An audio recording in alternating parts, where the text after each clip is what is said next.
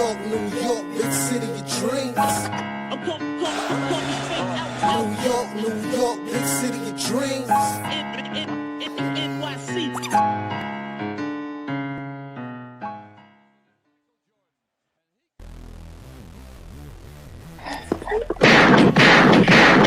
What's going on? This is Jay Ellis from the Nick of Time show, here giving you that Knicks talk just in the nick of time. And guess what? The Knicks just won our season opener. That's right. We beat those Cavaliers 119 to 111.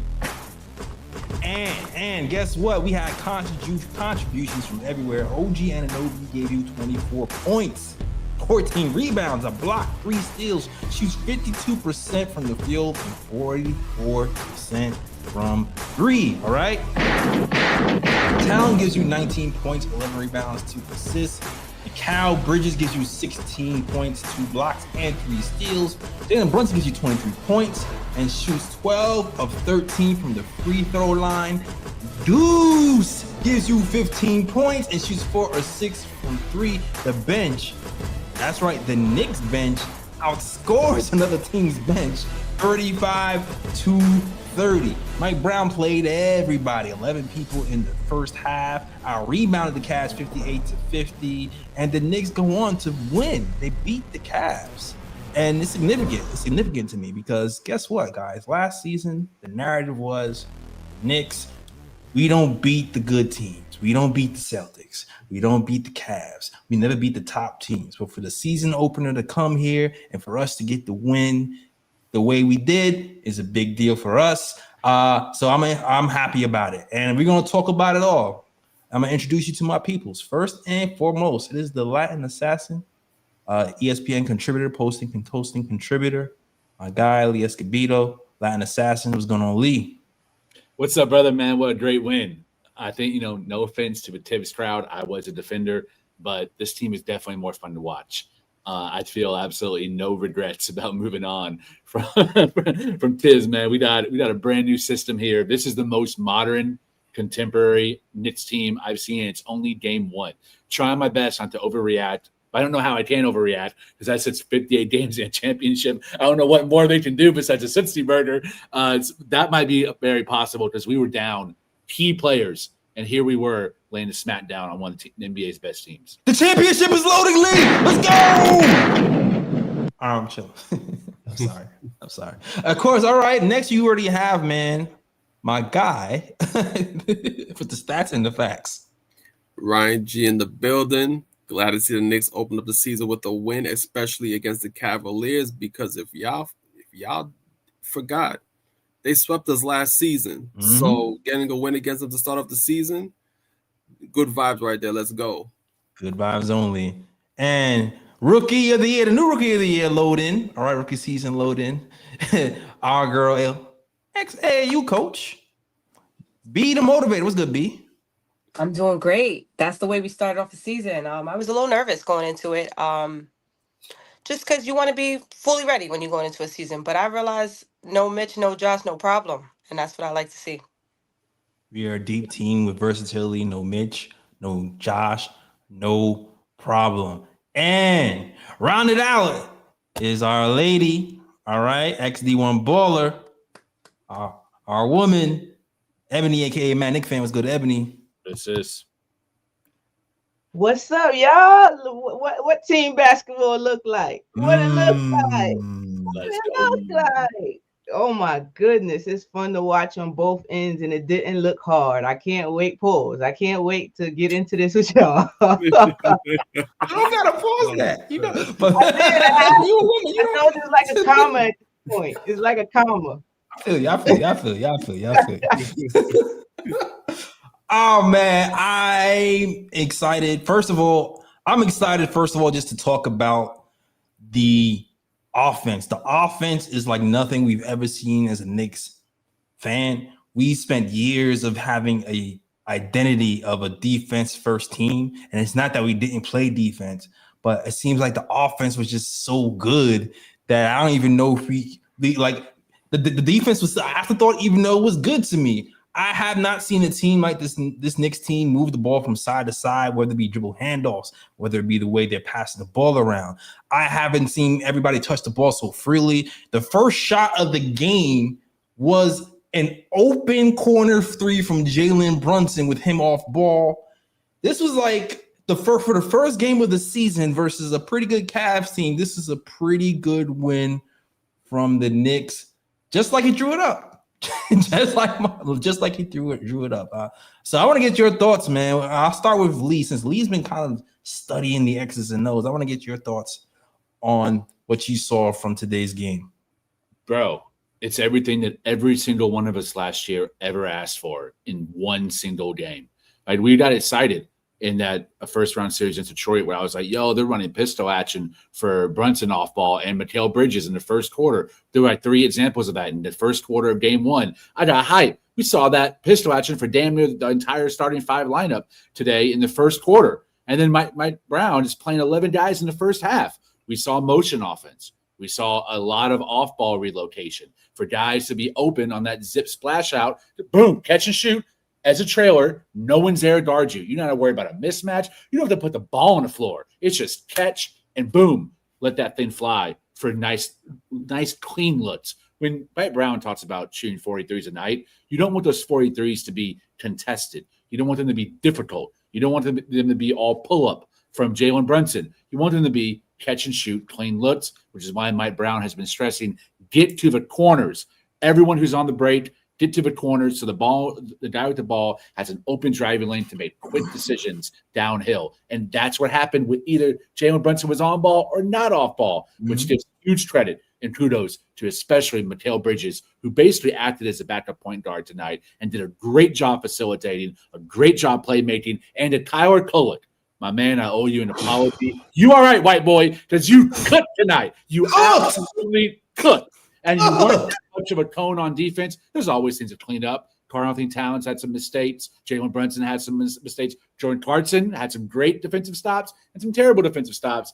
And Yabusele, man, you need to get that BBL under control, bro. It's not looking good on either side of the court. I need more from you, brother. You and I, let's get in the gym and work out together. But overall, man, excellent game for game number 1 of these New York Knicks. Loved it.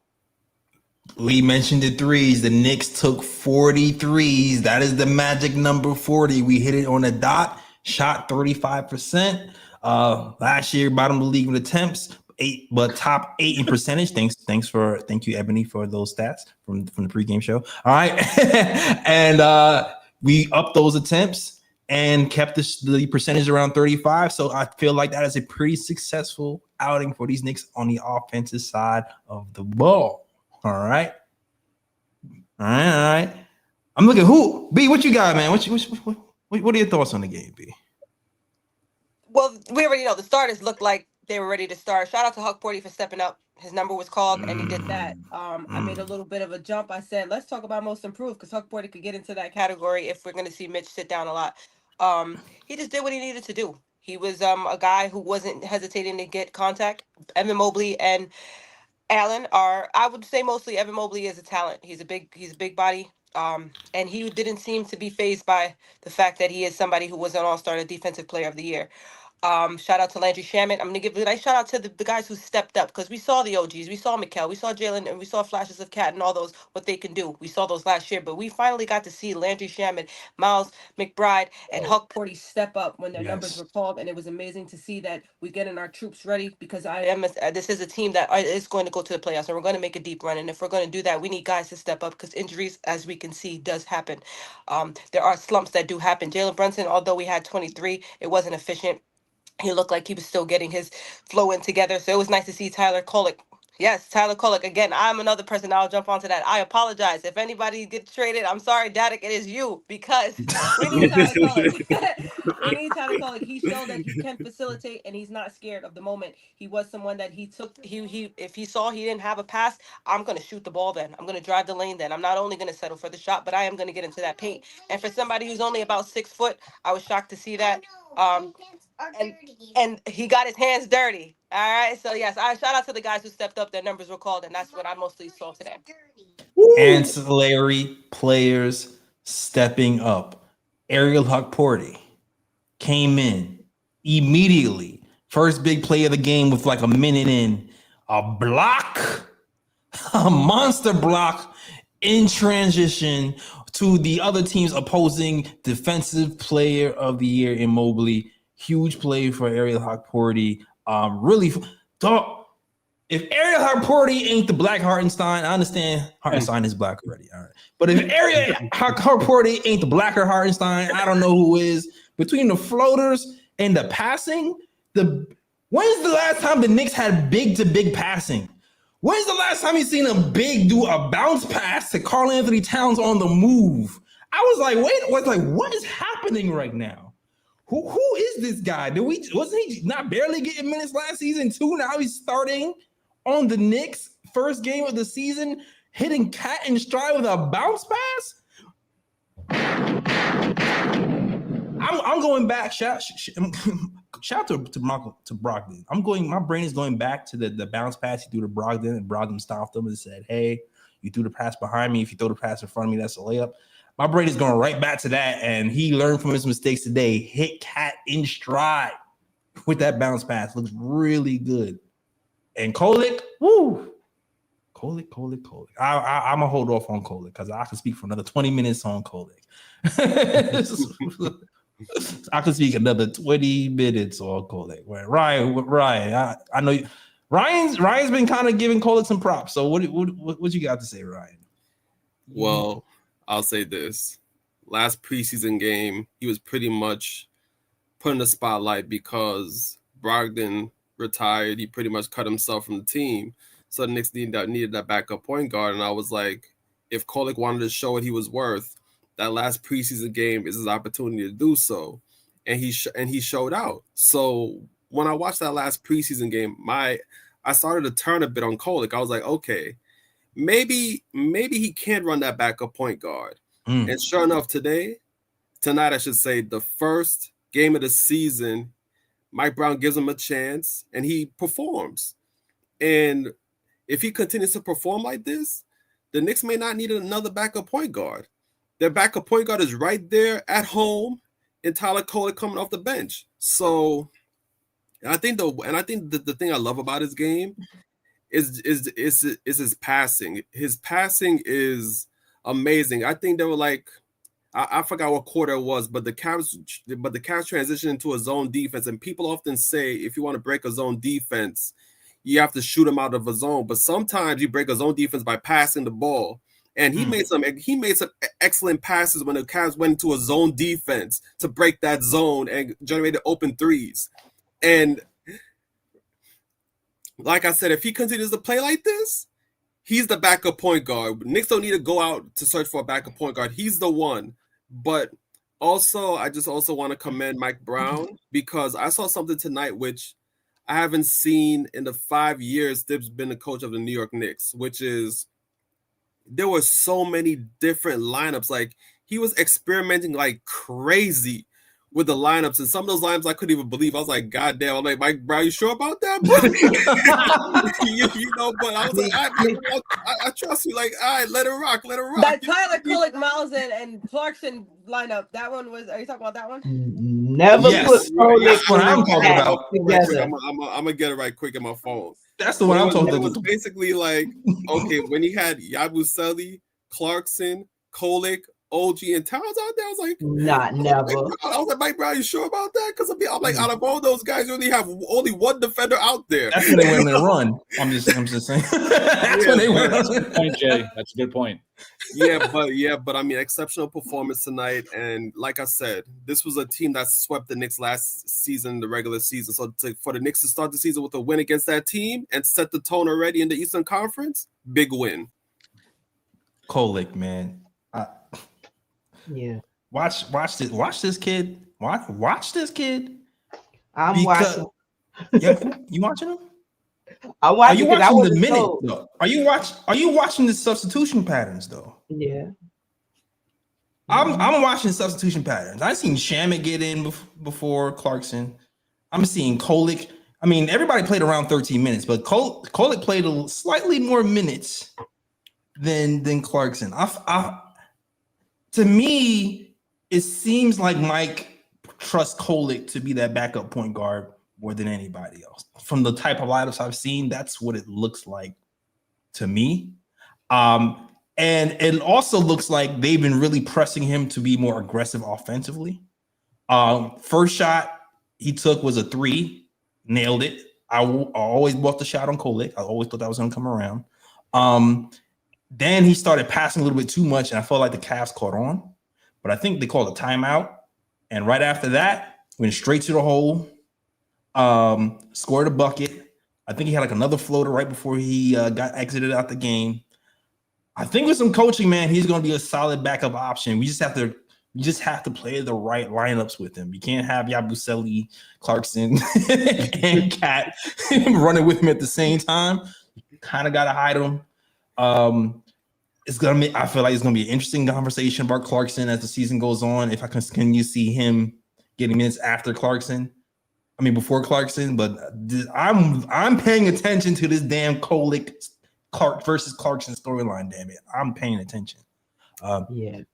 It's a good start because I was off for Kolek. I was off, but this is definitely a good start. I need to see more before I be like, oh, he about to be everything. I need to see more consistency. I need to see it before we start. Oh hell, I got to see more consistency. And with Kolek, it's not been his offensive problems that's for issues for me. It's the other end, and I saw him competing on that end. But again, this is the first game, and a broken clock is wrong twice, so we got to see multiple of the games.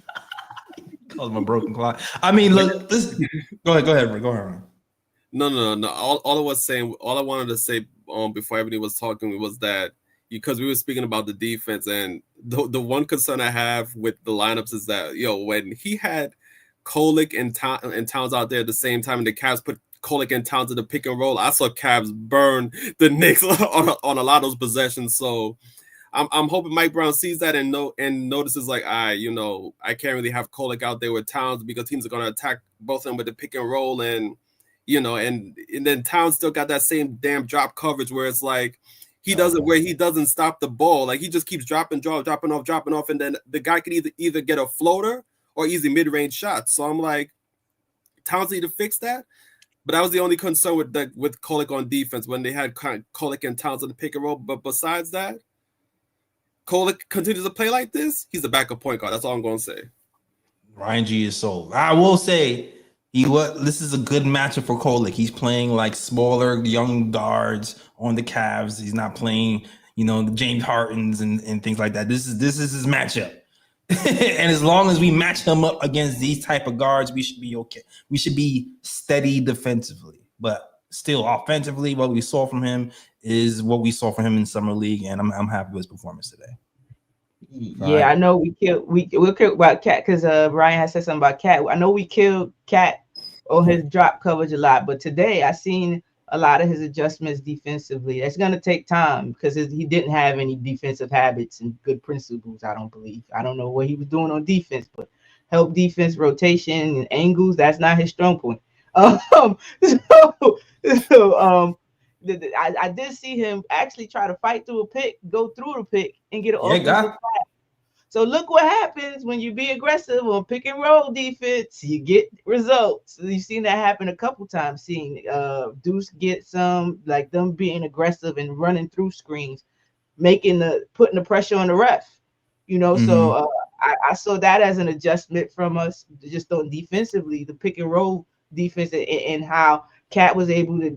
I saw a couple of instances with a good team defense. It's going to take some time with him. I know that because it's going to take some time with him. But I see the principles being set now. I see them digging in on Mobley. Pause. Like we didn't allow Mobley digging in was crazy. I had to say that. That was crazy.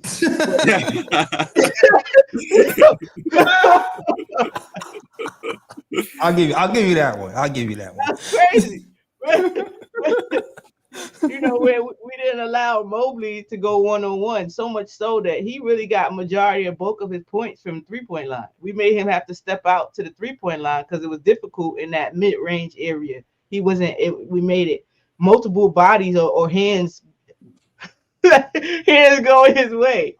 So that's it. I got it. You gonna pause Ebony the rest of the show? We're gonna pause her the rest of the show. Rest of the show. You pause. Talk about bodies and digging it. Oh my god. Oh, That was crazy. Pause on that, man. Hey yo. That's a lot. Yo, I think we're gonna need a pause button. Oh my gosh. We gotta implement that. We gotta implement a pause button. Yep. When it comes to some of the flaws, there wasn't a lot of flaws. It was a lot of good. But when it comes to the flaws, definitely the Karl-Anthony Towns foul-a-thon is still. I'm trying to talk through the laughter, man. The Karl-Anthony Towns foul-a-thon is still happening. Like the quick fouls were a little bit nuts. The defensive issues in that third quarter were a little bit nuts. That was still there. But some of the things that worked last year that he's done great this year was when he's able to still man that second unit. When it's like Brunson's on the bench and it's Karl-Anthony Towns and everybody else, he's able to kind of man that second unit and just kind of and take over. There was a point where it was just Evan Mobley versus Karl-Anthony Towns. And Karl-Anthony Towns like, yeah, I know you with that young pup and you're on your way, but I'm the big dog. I've been here for a minute and I know what to do. He's ended up abusing Mobley for like a stretch, and that helped the Knicks pull away. Because there was a point where the Knicks were up 17. Cavs caught up.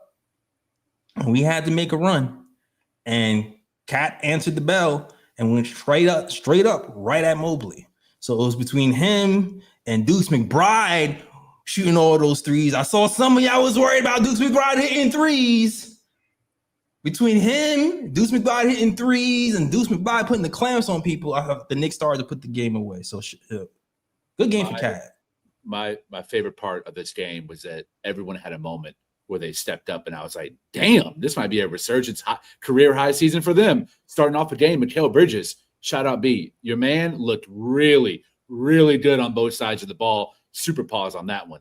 He was offensively, you had everything. He was on ball. So he was making all the decisions himself, whether it was in transition or in pick and roll in the short row, hitting the right cutter or making the right read to a shooter or going up himself. He's so unstoppable around the rim because everyone's guarding for the fadeaway, but he can get to the rack as well. And he's got a layup package. He just chooses not to. Then you had stretches where Jalen Brunson reminded you that he's Jalen Brunson against Donovan Mitchell. Then you had stretches where Cat in the fourth quarter was like, I'll take this 4 or 5 minute stretch and be the offensive hub and dominate on a block. Then you had stretches where OG Anunoby was on ball, getting to the mid-range section, pulling up for that jumper. I was like, man, this is truly a starting lineup or a closing five, whatever variation you want to use, that no one can stop on the offensive end. And these guys are not like, oh, what a great first half, but they fell off in the second half.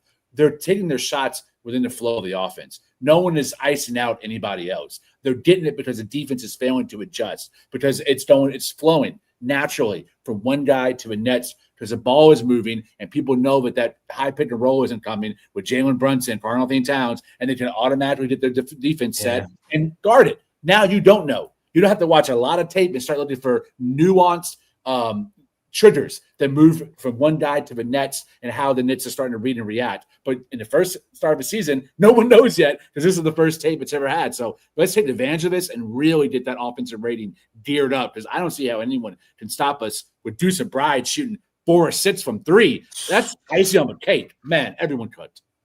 And not even shooting 4 for 6. It was the time of the shooting. He hit some big shots where we needed buckets. Like, we needed to gain some space. We just needed a bucket because we ain't have one in a while. And it's no hesitation. It's no hesitation. It's just, okay, you need me? Got you. Mm-hmm. Got you. And then we talk about, Deuce, man. 6th man of the year candidate, definitely. We talk about the impact on defense too, just his energy. We could talk about everybody except for a couple people that show out so much. But we could just talk about everybody, huh?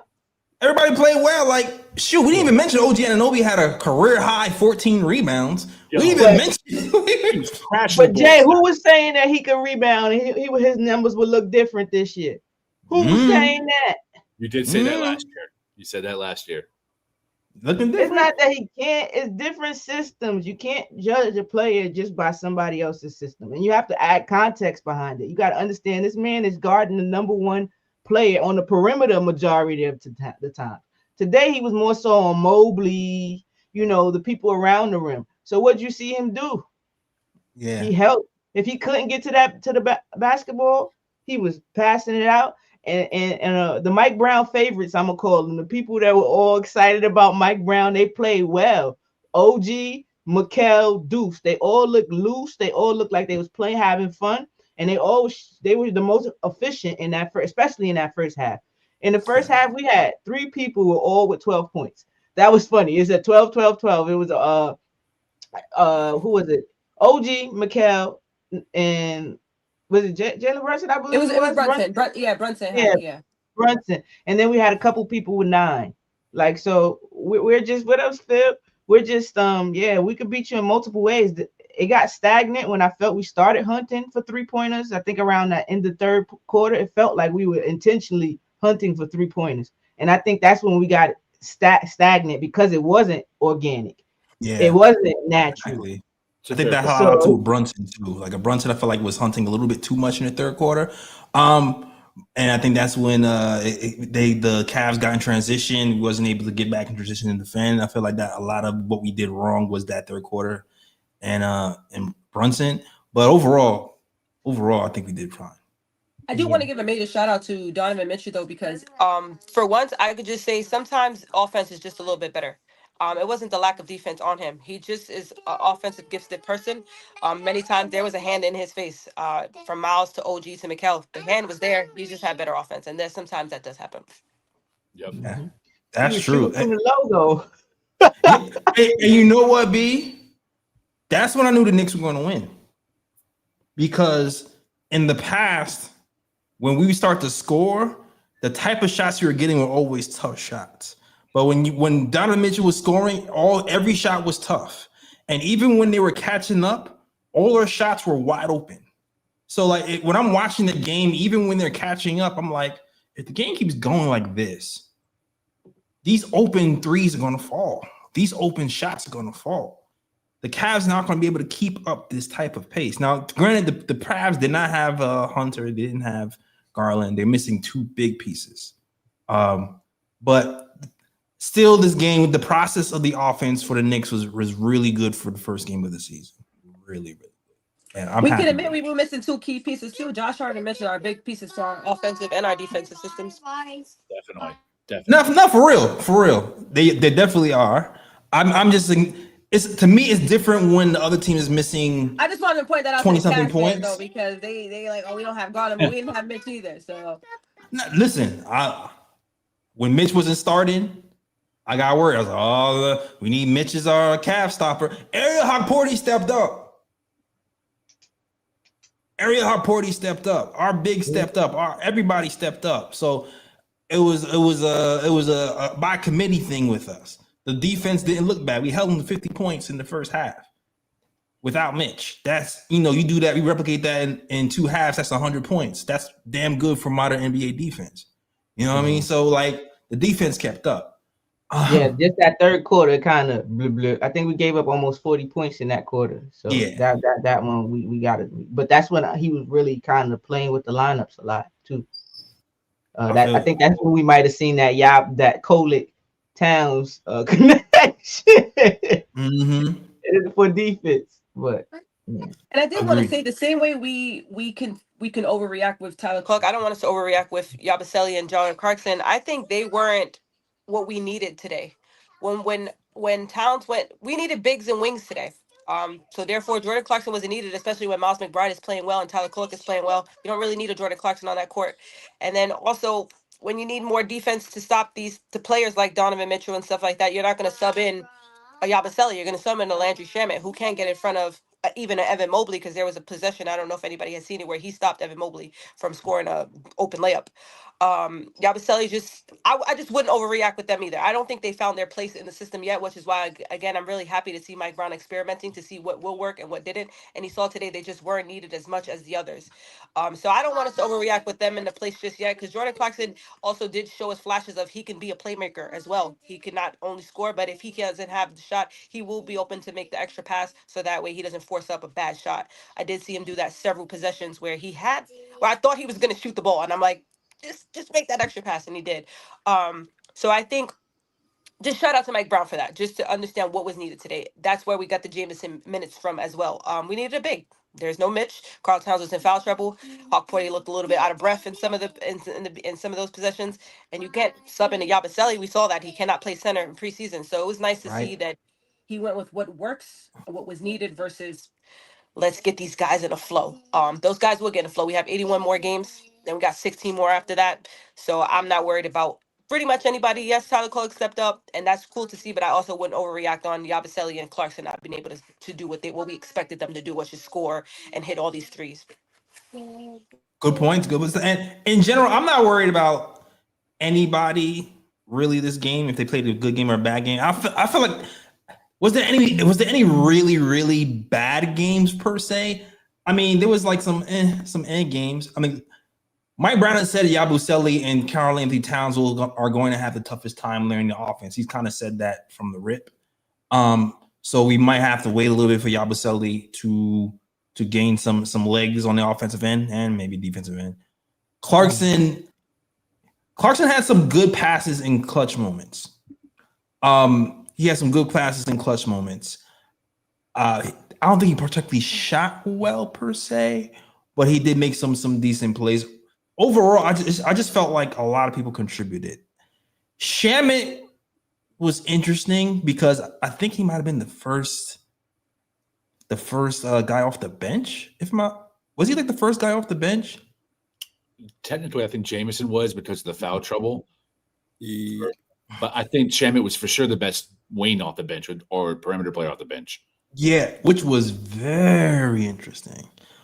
Also very interesting, he was trusted to guard Donovan Mitchell for long stretches. And did a fairly good, as good as you can do, in my opinion, in transition especially, where I think is maybe his best defensive angle is in transition. Him and Campaign were two best, Doan right too, in terms of guarding transition. That's where one of our biggest weak spots in terms of our defensive identity last year. And I think he's going to be trusted when the opposing team has a really good player. Him and Deuce are going to take turns. And then you'll see some moments from Mikal Bridges. He doesn't have to guard him and fight through screens for 48 minutes. And now they share the responsibilities, which gives them, you saw with some Shamet too, more legs in the second half of the game. They're not extremely exhausted, where they can still contribute offensively. Deuce wasn't exhausted. Bridges wasn't exhausted. They still had some game left in them in that third and fourth quarter and help us get through that drought when the Cavs started coming back. But shout out, as B said, Donovan Mitchell, but also shout out Sam Merrill, who absolutely lit us up from the perimeter. Another white guy we just didn't have the answer for. But hopefully we have our own white guy who would cancel out theirs. Tyler Kolek, man, great game. Yeah, he was shooting over Deuce. Wait, he had 19 points? He was shooting right over Deuce. Yeah. I missed that. Yeah, it definitely was. Dribble. Definitely was. To your minutes point, Lee, if I read out the minutes, this is the anti-Tibbs minutes line if I ever heard one. We have OG Anunoby actually leads team with 37 minutes. All right. Career high 14 rebounds for OG Anunoby. Then you get to Karl-Anthony Towns, who had 30 minutes.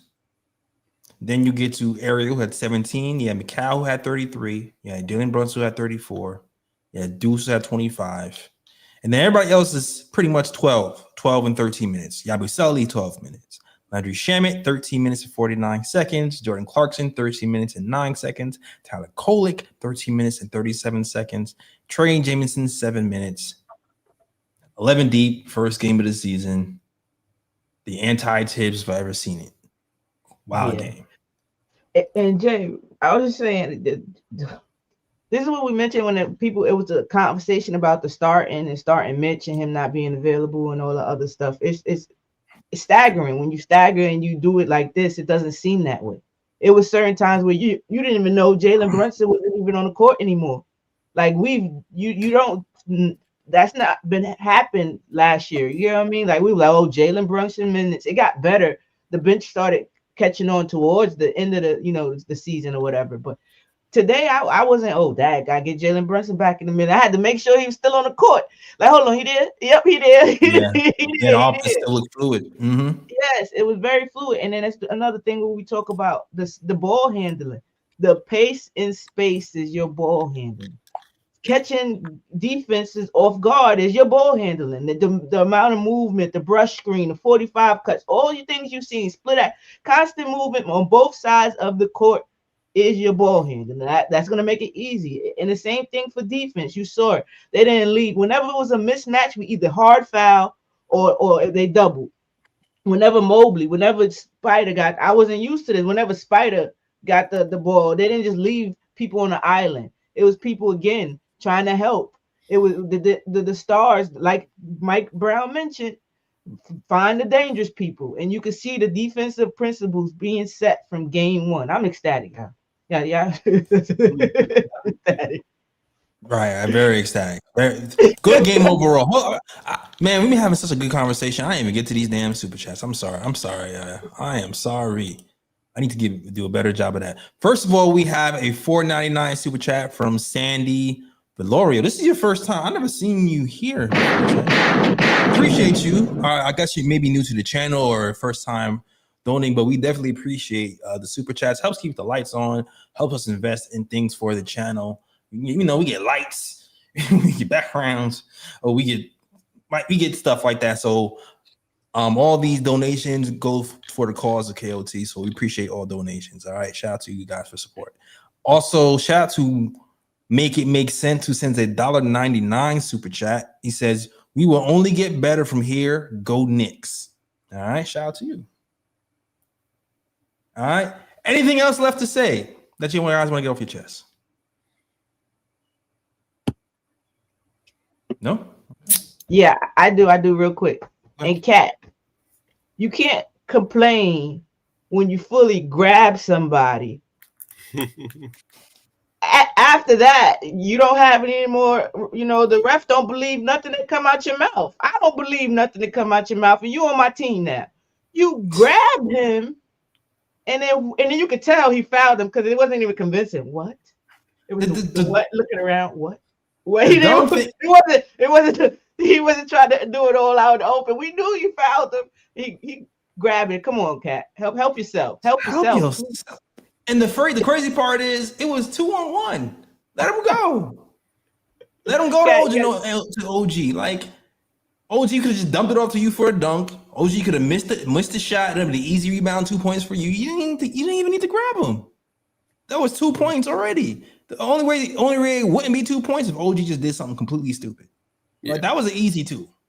But Cat got to play smarter, man. He has to play smarter. Yes. No more dumb early fouls. And I will say this about Mike Brown, because he just showed it in this game before, we transition to something else. This is why I wasn't worried about, because remember when we had Dexter on the show and we were talking about one of the concerns of the Knicks being the bench defense. One of the reasons why I wasn't too concerned is because I thought that, you can kind of gloss over that if you stagger minutes where, you have some bench players in the game, you keep some of your starters in the game. So it's like you're not going to have a unit out there that's just a whole bunch of bench players and no starters. You're going to have at least some of your starters out there, some of the bench players, you mix it up. And that's what Mike Brown did. He mixed it up. And when you mix it up like that, you're going to have lineups where you're going to have some of your defensive players on the court. And, and what you're hoping is that, you're going to cover the defensive, mistakes of other players, when you do that. So that's why I wasn't too concerned about the bench defense, because I was like, if you stagger minutes, you can get over that. And that's what Mike Brown did. He staggered minutes, and the Knicks look good as a result. Yeah. I like Jameson too. Go ahead. I like Jameson. I like his defensive, his principles. Like, he just very, very good team defender. It's natural to him. I can see him being a good help to us to preserve our team. Because again, y'all, it's chess, not checkers. The goal is to be healthy at the end. So crashing out about our two players first game, I didn't understand that. Me neither. I didn't understand that. We have enough. Like literally, this is what implementing a team first looks like. You don't have to put all your eggs into Jalen Brunson and Cat to do everything. Is the work is evenly distributed. You'll see everybody have a chance. Everybody have a chance to shine, and it looks better. It looks fun. You see everybody still locked in from the beginning of the game to the end. So yeah. Yeah, I'm glad you brought up Jamison, Ed, because again, we've been talking about how good of a screen setter he is. If you look at the champions in the NBA, they met the OKC Thunder. The reason SGA got downhill so damn often is because iHeart, who we know very well, sets incredible screens, and so does Chet Holmgren, even though he's not, but we know. Yeah. He's really thin. He still sets really good screens, and he's a threat cutting from that screen as well. So if Jamison's in there, he's going to help our offense run smoother. And there was one possession when Brunson had the ball, and he set like 3 screens in a row for him to help get his angle to where he did to the rim. And I was like, bro, that's why you're playing right now in the first half. Damn it, the first quarter. Mike Brown sees that high IQ, and he's rewarding you for it. The little things. Absolutely. This is why I started the Jamison hive, all right? You did. I did want to throw in that bouncing off of what they were saying, the overreaction. I remember a time where you did say 2 key players was out, and then you would look at the C and you would look at our lineup and it'd look like a G League team.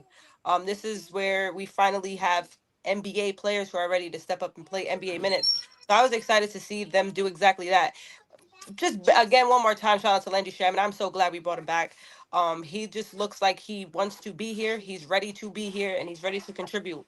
Miles McBride too. Just Mitch and Josh will be fine. It's stuff that it's a part of the game. I didn't expect anybody to stay fully healthy the entire season. It sucks that it has to be Mitch again, but no one indicated that Mitch would be out for the season. More than I didn't hear anything of those natures. I just heard that ankle sprain that happens in basketball. Also, he's a 7-footer. Those happen with 7-footers.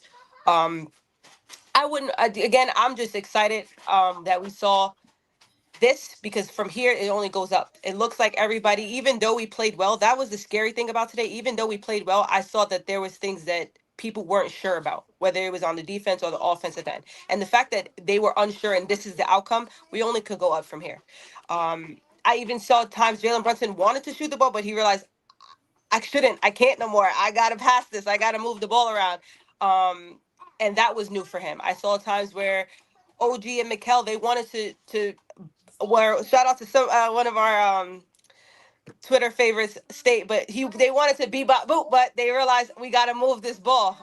There was a lot of times where I saw things that they had, again, everybody plays off habit. I saw a lot of the habits wanted to be remade, but they realized we're in a new situation. And to see some of the rust starting to come off as the game went on, I'm excited to see how this week goes and how the season goes and how we keep playing. Yeah.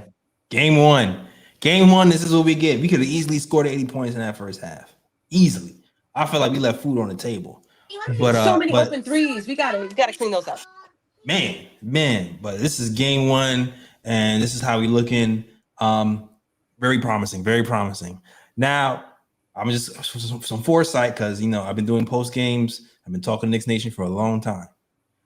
When the Knicks do inevitably lose a game, because we're not going to go 82-0. All right, this is not going to happen. It's basketball. We're going to lose a few games. We're not going to go out the window.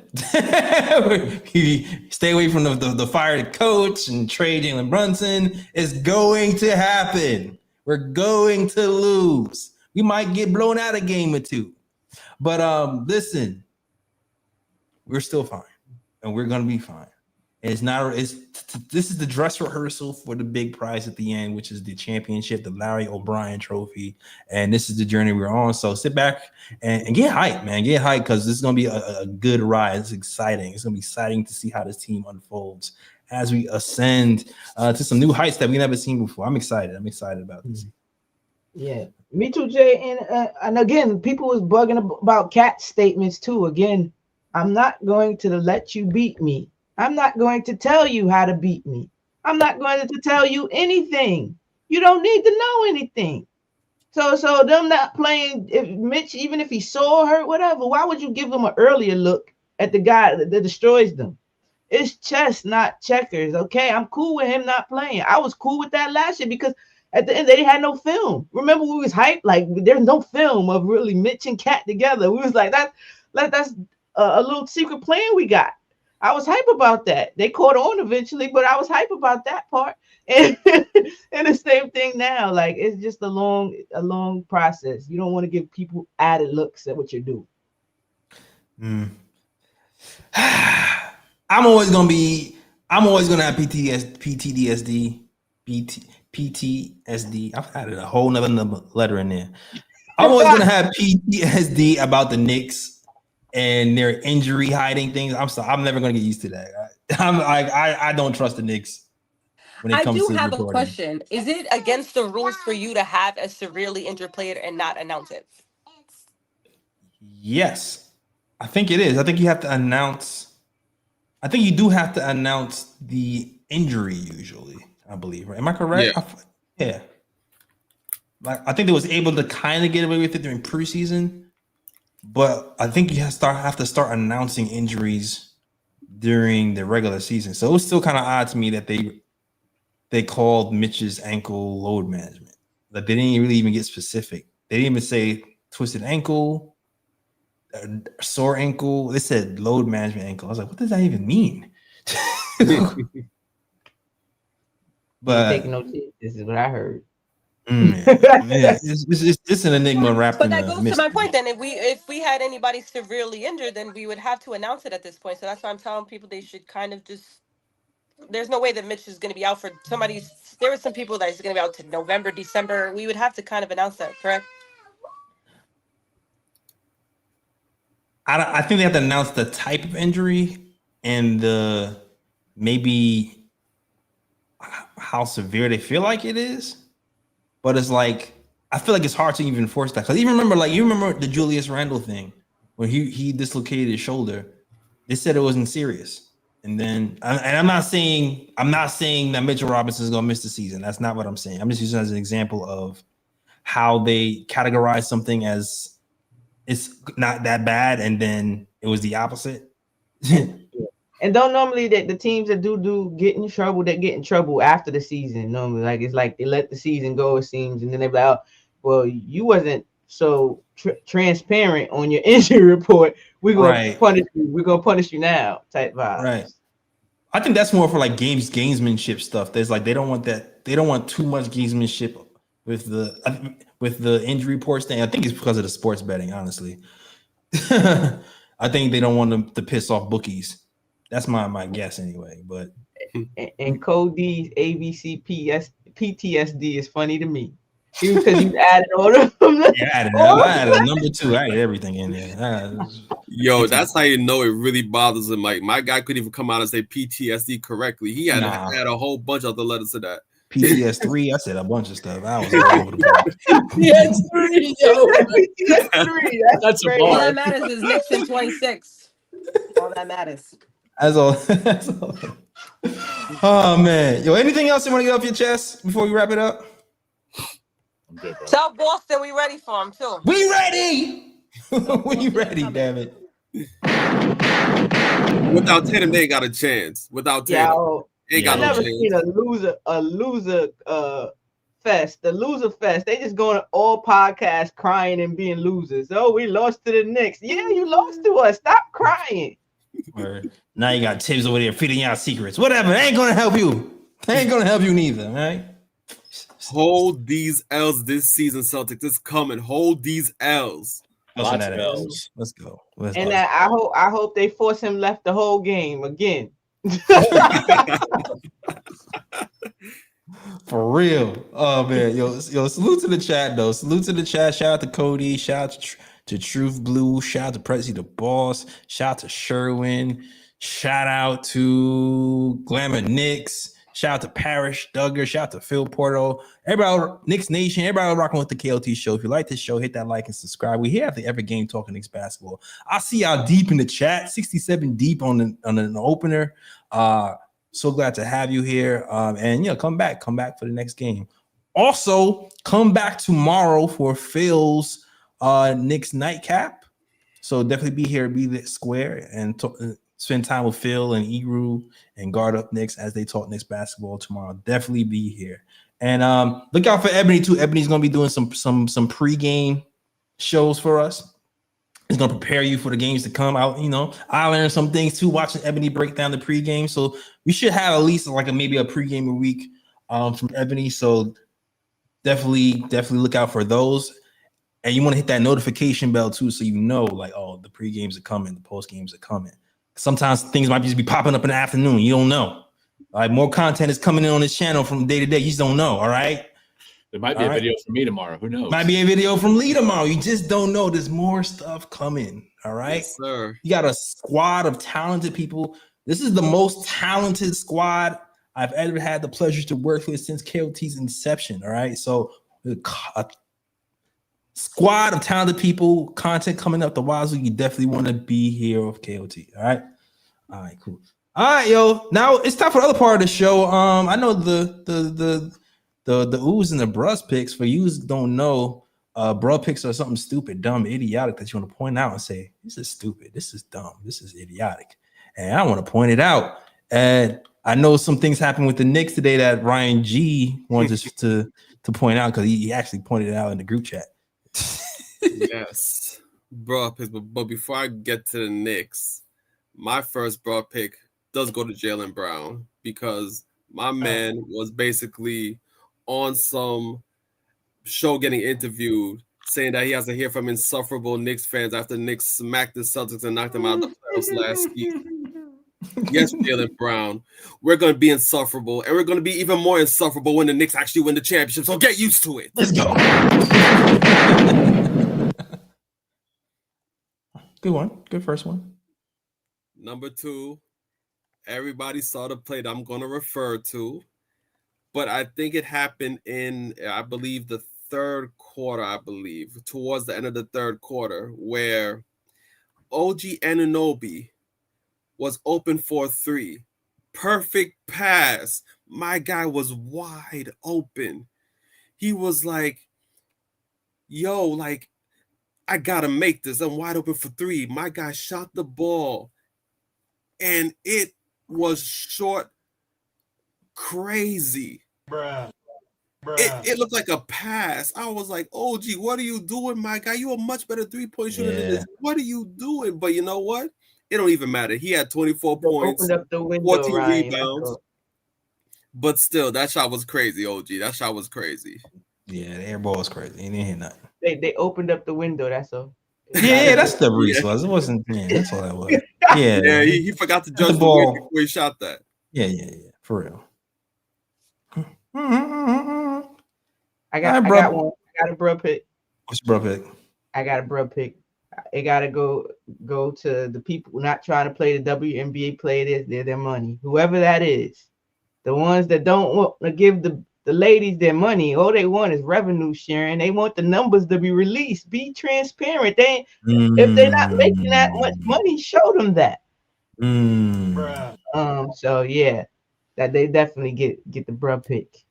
Because that's crazy. You can't say everybody invested. Shoot, 3 more people just invested in Liberty today. You can't tell me that everybody is investing, but they're not making money. People don't put their money into stuff that don't make money. So yeah. Tip for people out there. If somebody says, hey, I want to do revenue sharing, and then they get offended once you ask for the revenue. I've been through this before. Some of you might know what I'm talking about. There might be something off. All right? My man giving game right now. Yeah. That's when you know it might be time to go. and it's especially crazy because 2 of the superstars of the W started their own off-season league.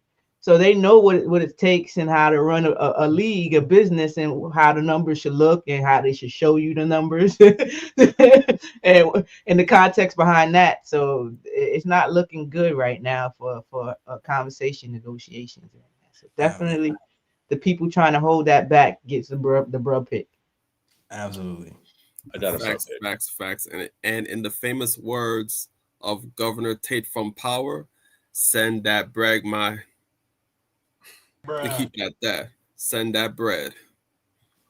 All right. I miss Power, so I don't know that line, but it is the worst of Knicks Twitter, man. Listen, we're all a part of it. We all engage with it. People on Knicks Twitter are watching us right now. But man, there's some gatekeepers on there that just absolutely go emotional PTSD breakdown over everything Knicks related. Mitch is out for the season. Josh Hart's out for the season. Karl-Anthony Towns is saying the wrong thing in an interview. Like, man, sit the hell down, enjoy your life, and realize this is sports. This doesn't require a 10-hour space. This doesn't require a 10-hour post. This doesn't require a thread. This doesn't require a blog post. Injuries happen, man. Every single team is dealing with continuity issues right now. They're dealing with a superstar or a secondary star injured. They're dealing with adjusting a new playbook. Not everything demands a damn space or a blog post or a report or tweeting at a reporter and saying, what about this and what about that? Like, just chill, man. It's going to be all right. Look what happened tonight. We're down two major rotation pieces, one starter, the back line of our defense, and there wasn't a single point tonight I thought we were going to lose. Not just because, as B says, if you got Jalen Brunson, you don't worry about anything, who I 100% agree with, but we just heard at the better team. Yeah. Even though the offense is such a work in progress, there was still so much passing and purposeful movement, purposeful relocation. I was like, nah, man, we're good. When they started funneling, like you said, Jay, everything in Donovan Mitchell, I was like, we got this game wrapped up. Yeah. Because if that's their offense, we can beat that. First of all, Brunson neutralizes it, but the rest of the team is so talented. Trey Jameson didn't have a big spot store, but he was crucial in generating that lead from the bottom of the first to the second quarter. That was crucial to getting that double-digit output. Karl-Anthony Towns, who everyone was yelling at about saying the wrong thing in the presser to the press about his role in the offense, absolutely stepped up in the fourth quarter. Not everything demands an overreaction, getting your panties in a bunch. It's going to be okay. Just breathe and realize it's 1 out of 82. Bruh. I'm not gonna lie, it's fun to watch the list sometimes. I'm not gonna lie. It's fun to watch. I'll watch facts, but I ain't engaging. I'm enjoying the vibes. This like my sis Queen, BSN Queen said, we're just gonna enjoy the vibe. Because I've been asking for this type of team for a very long time. So I'm not gonna be ungrateful when I get it. I'm going to enjoy it. And then when they do something bad, we'll talk about it, but let them do it first. Yeah, I feel you.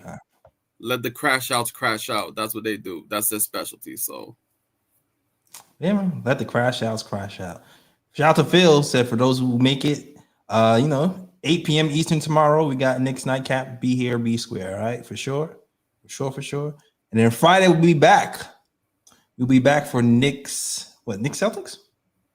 Yes, Knicks Celtics. Bring on the C's. That Ellis coming. Look like they're gonna start 0-2. They lost today to the Sixers. To who? To the Sixers. Yep. Oh, that Ellis coming. Yep. They about to start 0-2. Yes. Oof. That's rough. Thank you. All right. Extra KOT member in the making right there. All right, yo. It's the show. Thank you guys for watching. Lee, let them know you can find you, man. At Twitter _Lee Escobedo, LeeEscobedo. Man, it's been churning out like damn near 4 or 5 articles a day on Yardbarker, just writing about the entire NBA and what's going on because it's so much fun. And I have the privilege of my life to be able to do that. And then also check the Substack, my interview and Q&A with Shax, a young 21-year-old kid that knows more basketball in his pinky than I have known in my entire 40 years of life. The dude is an absolute wealth of knowledge. And he also talks about it in a very accessible way and is happy to answer questions, doesn't have an attitude, doesn't have any arrogance behind his identity, just a really chill, calm dude that loves game of hoops and wants to spread the word on watching it at a higher level. So I appreciate, I always give gratitude to my North Star for basketball, which is my sis Ebony, who's taught me so much more. So I'm trying to shine a light on other people that are doing so and let our KOT membership know about them as well. So yeah, and also guarantee I'm gonna have that second article with Ebony out by the latest next week. I'm gonna try to start tomorrow with you, sis. Okay, All cool. right. I'm ready. I'm ready. I'm ready. You ready? You ready? All right, Ebony, let me look upon you, Ebony. You can find me here after every KOT, after every Knick game. You know, I'm about to say after every KOT plus game. After every Knick game, you can find me here. You can find me on Twitter, Twitch, Instagram. Yeah, Mad Knick fan. Do the pregame space before at the Knick game on Twitter. Your take Knicks with my guy Brutus, and you know, Bowling with the Queens. But we're not, because no WNBA season right now, but soon unrivaled. And that's it. That's where you can find me. That's all my handles. All right. Definitely got to check out those pregame shows, dropping some knowledge over there, those pregame shows. All right. Good job on the pregame, Ebony. All right. B, let them know you can find you. Twitter. That's pretty much where I put everything nowadays in my bio. I got my TikTok there, but Sporty Spice. That's SPORTY SPICCE. And if I'm not on KOT, you can find me in the Knicks world. And shout out to all my moms. I do this even. Thank you guys for allowing me to still be here. And she wants a cupcake, so we're gonna go get a cupcake because we deserve it, and we got it tonight. That's but right. I appreciate you guys for rocking with me despite being in secondary life. But if you don't find me on KOT, you can find me at the Knicks world. That's fine. That's you go. You can log off B and get the cupcake. It's fine. It's fine. We appreciate you. B. Much love. Much love, B. Great job. All right. Ryan G, let them know they can find you, sir.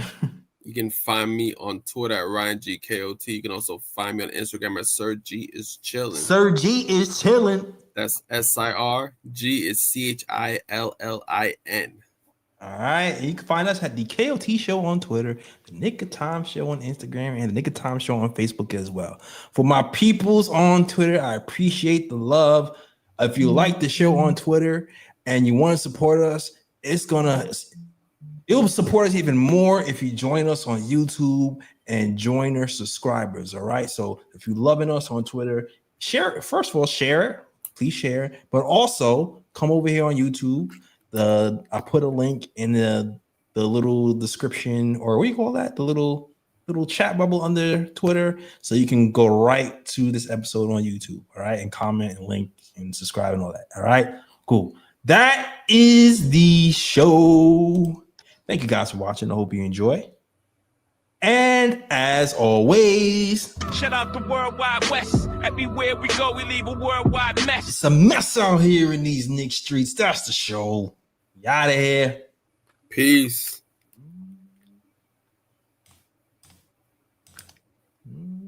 York, New York, big city of dreams. New York, big city of dreams.